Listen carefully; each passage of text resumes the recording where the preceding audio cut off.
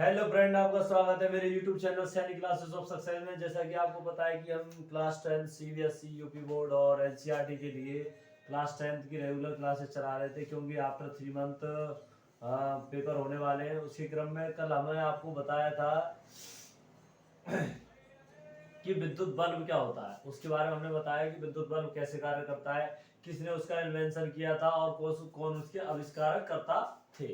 जैसे ही मैंने बताया, उनके आविष्कारकर्ता थॉमस अल्वा एडिसन थे। उसी क्रम में बढ़ते हुए आज का टॉपिक रहने वाला है प्रकाश। आज हमने दूसरा चैप्टर चालू करा दिया है, यानी कि कहने के लिए दूसरा, लेकिन आपकी किताब का 10वां चैप्टर है, जिसका नाम है प्रकाश परावर्तन तथा अपवर्तन। यानी कि प्रकाश का परावर्तन और प्रकाश का अपवर्तन क्या होता है, ये समझेंगे हम इस चैप्टर के अंदर। तो सबसे पहले हेडिंग आती है, देखिए प्रकाश। प्रकाश को इंग्लिश में लाइट बोला जाता है। अब बोल तो देते हैं कि प्रकाश का मतलब लाइट, ये मतलब नहीं होता है। इसका मतलब जो हुआ, प्रकाश के इंग्लिश में मीन्स जो होता है वो लाइट होता है। लेकिन what is the definition of light, यानी कि प्रकाश की परिभाषा क्या होने वाली है, ये आज आपको हम समझाएंगे। देखिए लिखा हुआ है, प्रकाश वह है जो हमारी आंखों को संवेदना प्रदान करता है और यह एक ऊर्जा है जिसके कारण हम वस्तुओं को देख पाते हैं। यानी प्रकाश के बारे में कहें तो हम प्रकाश को एक प्रकार की क्या मानते हैं, प्रकाश को एक प्रकार की ऊर्जा माना जाता है। यानी कि प्रकाश क्या है, प्रकाश एक ऊर्जा है जो क्या करता है, हमारी आंखों को दृष्टि प्रदान करता है और जिसके कारण हम वस्तुओं को देख पाते हैं। यानी कि अगर किसी वस्तु पर प्रकाश की किरण ना गिरे तो हम उस वस्तु को नहीं देख सकते। जैसे कि अंधेरे कमरे में रखी हुई वस्तुएं हमें क्यों नहीं दिखाई देती, क्योंकि उस पर प्रकाश नहीं पड़ पाता है। वस्तुएं दिखती कैसे है, पहले मैं आपको बता दूं। पहले प्रकाश की किरण जो जाती है हमारी आंख से निकल के या फिर कहीं से निकल के वस्तु पर टकराती है, वस्तु से टकराने के बाद हमारी आंख में प्रवेश करती है, उसके बाद हमें वस्तुएं दिखाई देती है। अब मान के चलिए कोई अंधेरे कमरे में रखी हुई है वस्तु, वहां पर कोई प्रकाश की किरण आ ही नहीं रही है, ना उससे टकरा रही है, ना टकराने के बाद हमारी आंखों में जा रही है, तो क्या हमें दिखाई देगी वो? इसी कारण हमें नहीं दिखाई देती है। ठीक है ना। तो समझ इस प्रकार हम समझ पाए, दो तीन तथ्य निकले कि प्रकाश एक ऊर्जा होता है। प्रकाश एक ऐसी चीज होती है जो कि हमारी आंखों को दृष्टि प्रदान करती है, यानी कि देखने में सहायता करती है। नॉर्मल भाषा में, normal language, the definition of light that is. अब बात करते हैं प्रकाश किरण, यानी कि लाइट वेव, लाइट रेज।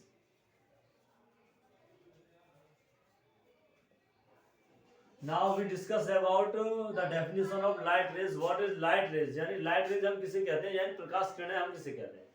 देखिए प्रकाश हमने समझ लिया, लेकिन प्रकाश किसी रूप में तो चलता होगा, तो प्रकाश किरणों के रूप में चलता है।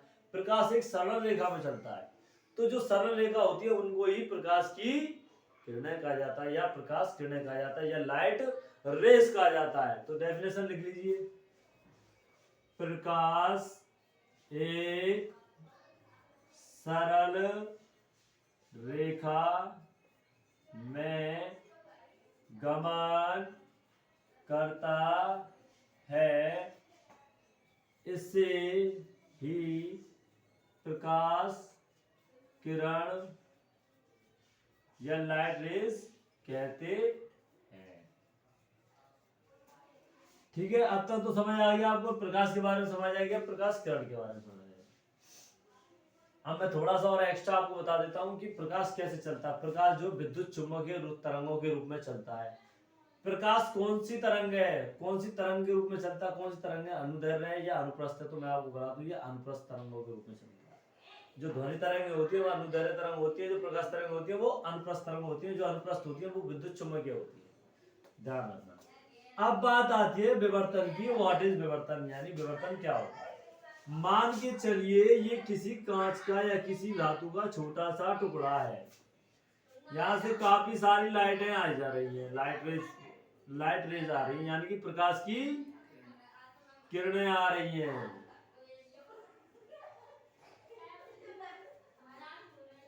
प्रकाश किरणें आ गई, ये छोटा सा टुकड़ा है। किसी मैटर समझ लो, लाइट का समझ ली, कांच का समझ ली। अब क्या हुआ, प्रकाश की किरणें तो बहुत अधिक थी, लेकिन इसका सरफेस एरिया बहुत छोटा था। तो क्या हुआ, जो किरणें आई वो उससे टकराकर लौट गई, या फिर कैसे हुई, रिफ्लेक्ट हो गई, यानी किनारे से टकराकर विचलित हो गई, यानी कि अपने मार्ग सीधा जा रही थी, सीधा न जाकर टेढ़ी हो गई। यानी कि विवर्तन की परिभाषा हम कहें तो जब किसी छोटे से समतल पृष्ठ से टकराकर प्रकाश किरणें अपने मार्ग से विचलित होकर मुड़ जाती है, तो इस मुड़ने की घटना को ही प्रकाश का विवर्तन कहते हैं। यानी कि किसी छोटी सतह वाले कांच, छोटी सतह वाले अपारदर्शी वस्तु, अपारदर्शी वस्तु से टकराकर प्रकाश के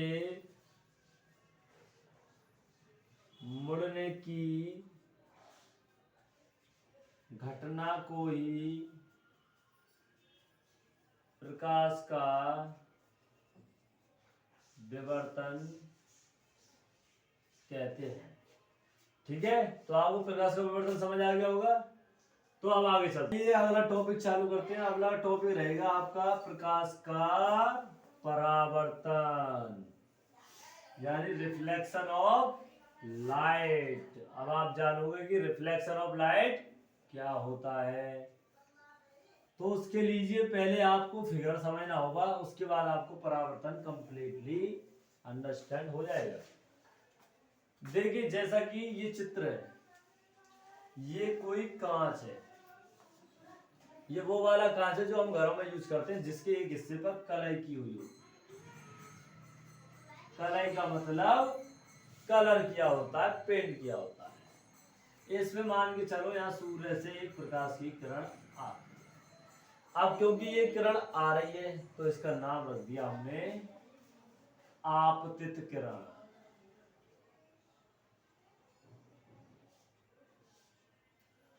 अब क्या होता है, ये जैसे ही टकराती है, टकराने के बाद जिस एंगल पर आती है उसी एंगल पर ये लौट जाती है, तो यानी परावर्तित हो जाती है। तो इसका नाम रख दिया हमने परावर्तित किरण। और जब इन तीनों लाइनों के बीच में जब एक परपेंडिकुलर खींचा जाता है, उसको हम बोलते हैं अभिलंब। इंग्लिश में बोलो तो नॉर्मल, एन से दर्शाते हैं। ये मिरर हो गया एम एम डैश। अब इसमें दो एंगल बनते हैं। सबसे पहले एक बनता है आपतन कोण, एक बनता है परावर्तन। यानी अभिलंब के साथ आपतित किरण का अभिलंब के साथ बना हुआ कोण हमेशा आपतन कोण होता है। यानी कि आने वाली किरण और अभिलंब के बीच में जो बनता है वो आपतन कोण होता है, और उसे आई से दर्शाया जाता है। और जाने वाली किरण और अभिलंब के बीच में जो कोण बनता है उसे परावर्तन कोण बोलते हैं, और उसे आर से दर्शाते हैं। आने वाली किरण और अभिलंब के बीच बना हुआ आपतन कोण, जाने वाली किरण और अभिलंब के बीच बना हुआ परावर्तन कोण। जैसे माध्यम दो होते हैं, एक ऊपर वाला माध्यम है, नीचे वाला माध्यम। ये मान लीजिए सघन माध्यम है, ये विरल माध्यम है। माध्यम भी दो टाइप के होते हैं, एक सघन और एक विरल। सघन माध्यम किसको कहा जाता है? सघन माध्यम वह माध्यम होता है जिसकी डेंसिटी ज्यादा होती है, जिसका घनत्व ज्यादा होता है, यानी कि ग्रेटर देन डेंसिटी। और कह सकते हैं कि हम ठोस ज्यादा होता है, उसी को ही सघन कहते हैं, और जो हल्का होता है उसको विरल कहते हैं। जैसे कि मैं एग्जांपल दूं, सघन माध्यम का मतलब पानी हो सकता है, कांच हो सकता है, लोहा हो सकता है, दीवार हो सकता है, कुछ भी हो सकता है।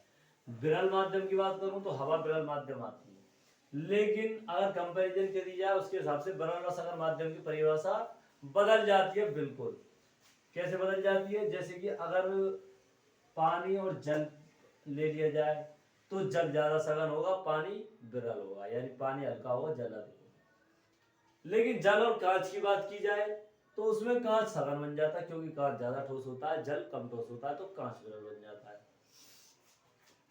ठीक है। अब इसी प्रकार अगर कांच की और किसी लोहे की बात की जाए तो लोहा तो सबसे ज्यादा ठोस होता है, तो लोहा ठोस बन जाएगा और पानी विरल बन जाएगा। तो माध्यम के हिसाब से, वस्तु के हिसाब से, मटेरियल के हिसाब से माध्यम की परिभाषा बदलती रहती है कि वो विरल है या सघन। लेकिन हमारा अभी यहाँ का टॉपिक है कि परावर्तन क्या होता है, रिफ्लेक्शन क्या होता है, व्हाट इज रिफ्लेक्शन, यानी कि परावर्तन क्या होता है। परावर्तन की परिभाषा होती है जब किसी भी दर्पण पर जिसके एक हिस्से को कलई किया गया हो उस पर जो आपतित किरण गिरती है वो अपने माध्यम में आने के बाद किसी बिंदु से उसी माध्यम में वापस लौट जाती है, या फिर आने वाली किरण उसी माध्यम में वापस परावर्तित हो जाती है, उसी को ही परावर्तन कहते हैं। यानी कि वो आने के बाद नीचे नहीं गई, आई थी उस माध्यम में, उसी माध्यम में वापस लौट गई, उसी को ही प्रकाश का परावर्तन कहते हैं। तो परिभाषा कैसे हो सकती है?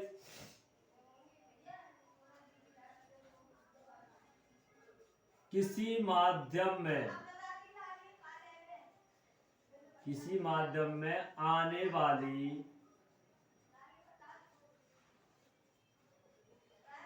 प्रकाश की किरण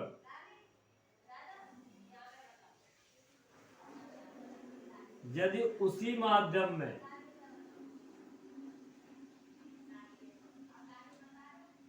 वापस लौट जाए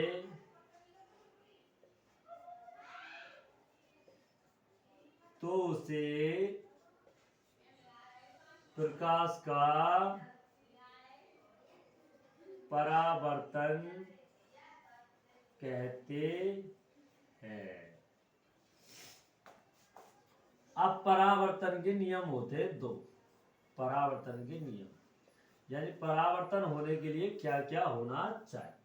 सबसे पहले आप नाम समझ लीजिए, ये होता है आपतन बिंदु, ये तो आप जानती हैं आपतन कोण है, और ये आर वाला परावर्तन कोण है। पहला नियम कहता है कि आपतन कोण का मान परावर्तन कोण के बराबर होता है, यानी कि angle i equal to angle r, यानी आपतन कोण परावर्तन कोण के हमेशा बराबर होता है। ये आपतन का परावर्तन का पहला नियम। दूसरे नियम की बात करें तो वो कहता है कि आपतित किरण और परावर्तित किरण तथा आपतन बिंदु पर अभिलंब तीनों एक ही तल में होते हैं। क्या एक ही तल में नहीं है, एक ही बिंदु पर है, एक तल को छोड़िए एक ही बिंदु पर है।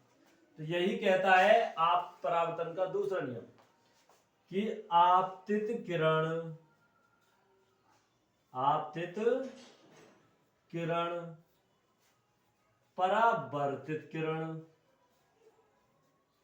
परावर्तित किरण तथा आपतन बिंदु पर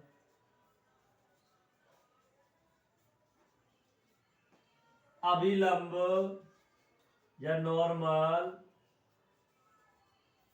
तीनों एक ही तल में होते हैं। समझ आपको दिख रहा होगा, ये पी पॉइंट है, यहीं पर तो आपतित किरण आ रही है, यहीं पर परावर्तित किरण जा रही है, यहीं पर आपतन बिंदु है और यहीं पर अभिलंब है। तीनों एक ही तल के एक ही पॉइंट पे रखे हुए हैं सभी। यानी इसका मतलब हमें समझ आया कि आपतित किरण, परावर्तित किरण तथा आपतन बिंदु पर अभिलंब तीनों एक ही तल में होते हैं। और परावर्तन के लिए पहला नियम है कि आपतन कोण आई का मान परावर्तन कोण आर के बराबर होता है, यानी किरण जिस एंगल पे आती है उसी एंगल पे वापस लौट जाती है। इसी घटना को प्रकाश का परावर्तन कहा जाता है, इसी घटना को रिफ्लेक्शन ऑफ लाइट कहा जाता है। आशा करता हूँ आपको हमारा कंटेंट समझ आया होगा। हमारी क्लास 10th के लिए, सीबीएसई, यूपी और किसी बोर्ड के लिए, रेगुलर बैच के लिए हमारे चैनल को लाइक करें, शेयर करें और सब्सक्राइब करें।